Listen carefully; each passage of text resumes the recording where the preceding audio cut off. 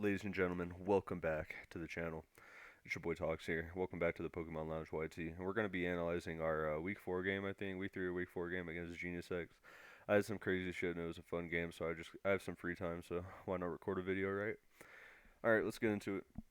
Well, we're going to be going over the prep and the matchup and all that good shit in the game, so let's get into it. So, matchup. I'm using this Shifu bulky offense, Shed Tail, Ursaluna broken shit. Goldengo's mid as fuck though, I just want to point that out. Against, and like Zing's using like the same kind of team but with a bunch of shitters. He's rocking out with the Fan, Salazzle, Orthworm, Masquerain. Yeah, that's some shit.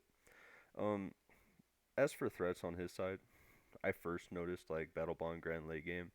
It can honestly clean me up because my team doesn't have that good special bulk, and Cyclizar gets wiped by like a +1 Ice Punch if he wants to go mixed. So we gotta prep for that. The only thing that can really handle that late game is AV Goldengo. We got it down there. So that's our first mon. Another thing is like DD Mew. He has a really good offensive matchup, but a really bad defensive matchup. So another thing that's good for him against us is like a DD Terra Mew. I was expecting like DD Terra low kick, so we EV'd our Ursaluna to live that.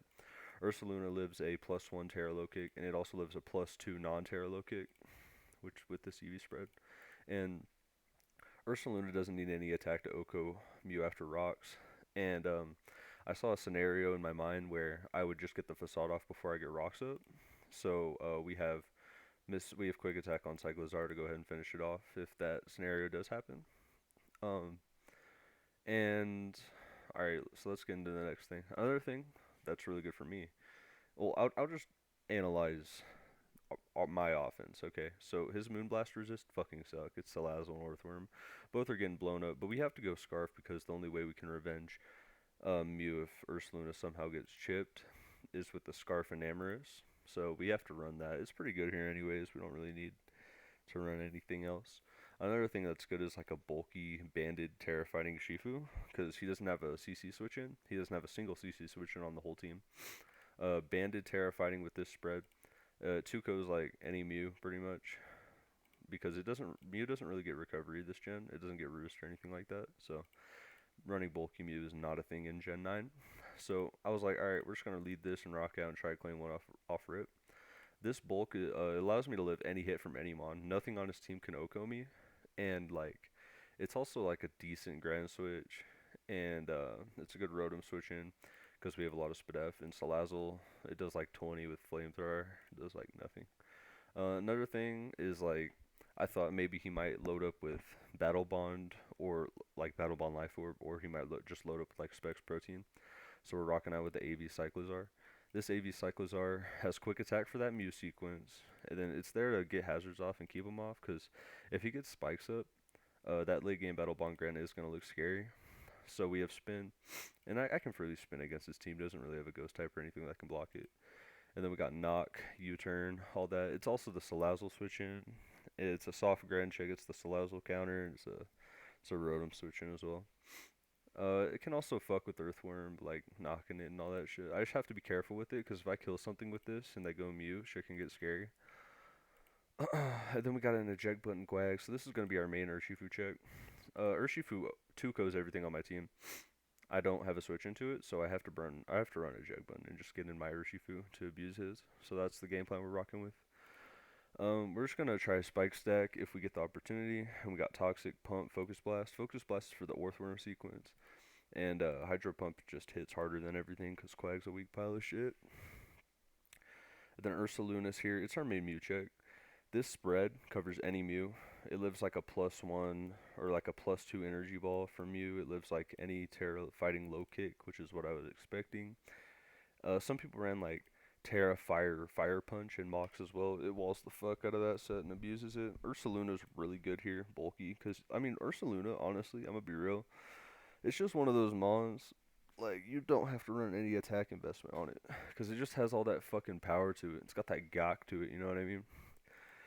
It's got like that 140 BP facade stab, and it has like 140 attack. You don't need to run any investment, so you can just load up on bulk and use it as a like a cock blocker mid game. And then Goldango is really only there for the late game Battle Bond Grand. It's also a Rotom check if need be, and it's gonna end up walling like Special Mew. I don't think Special Mew's ever coming though. But another thing about their team is they don't really have a Shadow Ball resist. So if I want to bring this in and use it kind of offensively, I can. Even if I don't really have any offensive investment, it can still be utilized that way.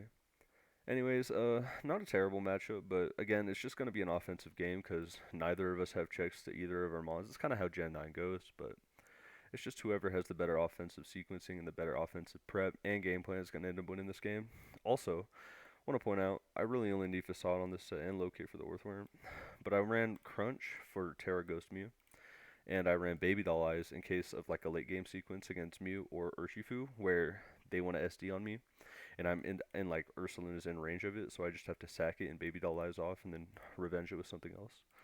So that's a pretty cool tech. It's also priority. It's like the only priority move that Ursaluna gets. And Ursaluna really does benefit from having a priority move, so, why not run it? Anyways, let's get into the game, right? So you see my prep. I think I went through it pretty in-depth. Our game plan is lead the bulky Shifu and claim one off rip. And then we'll play out from there. So let's get into it. Let's go off what he benched first, right? It was Masquerain and Rotom, I believe. So I did play this in mocks. I thought it was pretty likely he would bench Rotom. Trick Rotom might have been annoying, but it wasn't a huge deal. So let's get into it. So I lead the Urshifu off rip, as per. So he leads non-fan. So the only bad thing about this sequence is if he's like max attack animate play rough. But the thing about this set is like I could Terra and then play rough wouldn't end up killing me and he wouldn't get rocks up, so he would lose the exchange. So I figured just going for a banded non-Terra Wicked Blow would be the safe play, because I thought he was going to get rocks here. Yeah, and he did. So I got that play right. So from here I can just Wicked Blow again and claim the kill. Like, it's pretty free from here. So I Wicked Blow there. He reveals to be Helmet. So that's automatically or 5 or 6v5. He has rocks up. Not a huge deal though, because I can spin.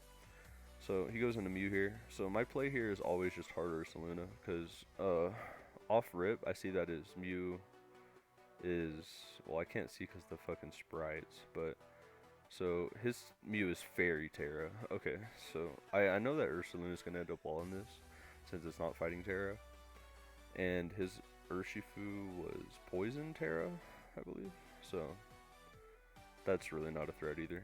So anyways, I go hard Ursaluna. It's the hard counter to this. See what he ends up doing. I think he ends up DDing, and he rips Terra. Honestly, I can see why you ripped Terra in case I stayed in Wicked Blowed, but honestly, come on now. I'll never make a stupid play like that. And since he DD'd, I know I'm like, alright, well, this is free for me. It's a free Facade. I can rip it, and he has no counterplay. So I Facade here, and he goes ahead and scouts. So that Mew play for him, it was honestly his only play, but it didn't really work out for him. He was Earthworm. We rip a no attack Facade, do 30, because this thing's broken as shit, so it's in low kick range. So we can go ahead and low kick this and knock it out. Its body press only does 33. So the scary part about this is now that he has my Ursaluna low, I have to be pretty cautious about Mew winning late game, because I think it is in range, or it could potentially be in range after like burn plus rocks of like a low kick, of like a +1 low kick.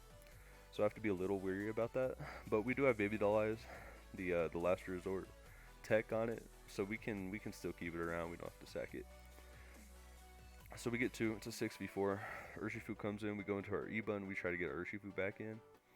He CCs, so we know our Urshifu is out of, or it's actually in banded CC range, or it's not banded because it crit at 77. But our Urshifu is in range of the CC, I believe, unless we rip Terra. But we do reveal that his thing is Terra Poison. So if he Terra Poisons and we go Urshifu and rip our Terra and then we CC it, it doesn't end up killing, and he could be Scarfed, so I didn't really want to make that play. So I go into Enam, and I just Moonblast here. I make the safe play as he goes into Salazzle. It was kind of risky for him because he didn't really have an Earth Power switch in, but I mean, I guess he had to make that play. It wasn't an Earth Power range though, so I didn't Earth Power. I just Moonblast, rip it. We have a full HP AV Cyclozar for this, so I wasn't really worried about it. Anyways, he twabs me. I think we knock first. We should knock first just to get the item off it, and then we go ahead and spin. As its Dragon Pulse only does 24. We get full paired. Not a big deal. We can go for it again. So we spin here, and we know quick attack's going to leave it at like 4%, so it's going to put it in range of Moonblast. So if we get this quick attack off, we can just spam Moonblast and win the game with Enam. So, and you'll see that we get full parried here, so it makes our late game a little bit harder to do, but I mean, obviously, we're still up, so it's not a huge deal. But I think if I did get the quick attack off there, it would have left him like 0 chance of winning the game. But let's do that. We get full parried, so it's not in Moonblast range. So we're forced to Dagonar Shifu. Here we can go ahead and rip the Terra and pop off with a CC here. He has no switch in. Moonblast, Fire Blast does 28, like I said before. It does nothing to our bulky Shifu, and this was offensive. But it is jack shit. Mew comes in. So from here, this is a little complicated because our Ursaluna is in range of a +1 low kick from here. So we have to be careful, right? Everything is in range. I know it's physical, so Goldengo can't take it on. So from here, I'm forced to just stay in and CC on the DD, trying to get it to half so Enam can revenge. So we do that. And we'll reveal that it does an absolute shitload. It does 54, which is honestly crazy damage. That's why I think Urshifu is one of the better mons in the SV meta. One of the best. It's probably top 3. It's probably like Torn Bundle and Shifu, to be honest. And then... So from here, the only way he wins is if I choke and switch, so I don't do that. I just go ahead and, because if he gets another DD up, I lose. So I just have to stay in and CC again, as he goes for his only win con, so, you know, reasonable play. And then from here, Grant comes in. I know I can just go into, or I can actually sack Quag and then go into Goldengo, just in case he Dark Pulses here, because I am in Dark Pulse range, and I don't really want to let the guy get too low. So yeah, from here, it does reveal to be Life Orb Battle Bond. I expected this set to come. We'll go into Goldengo and revenge this up. He pumps, only does 46. We'll go ahead and T-bolt it. So from here, it was kind of a here, I'll show you. After this, I honestly should have been packing Dazzling Gleam on this. I don't know why I wasn't. I had like Focus Blast instead. I forgot it had Dazzling Gleam, to be honest. So this is funny though, because here we just get a little bit of choke. We leave it at 60. It reveals to be AV. So this is just AV Trailblaze. So he thinks he's quirky here. He thinks he can win the game. But this is where the little funny tech I was talking about earlier comes into play. We had a little, I mean, I was prepared for this sequence. I knew it was possible. Baby Doll Eyes comes in, lowers the attack, so now it's, Enamorous is out of range, so we can just go Enam and revenge this and knock it out. But he reveals he crits us, so, you know, that sucks. But then I check Calix, and I'm like, alright, Urshifu should also live. Everybody's like, oh shit, Urshifu reveals to live. And then we go ahead and kill this. So, you know, good game to Zing. Honestly, you got out prepped. You also didn't really play that well, but I think our sequencing was just a little bit better. For sure. I mean, my sequencing was pretty down for this game. He got a little lucky. Should have been not as close, because I would have got the quick attack off, put it in Moonblast range. But I mean, it's not a huge deal, right? Game would have turned out differently either way. Anyways, GG's to Zing, and this is just one of the games. I don't really want to analyze all of my DPL games. This is just one of them that I decided I wanted to go ahead and showcase for the channel. But y'all have a good one. Make sure to like and subscribe. Peace.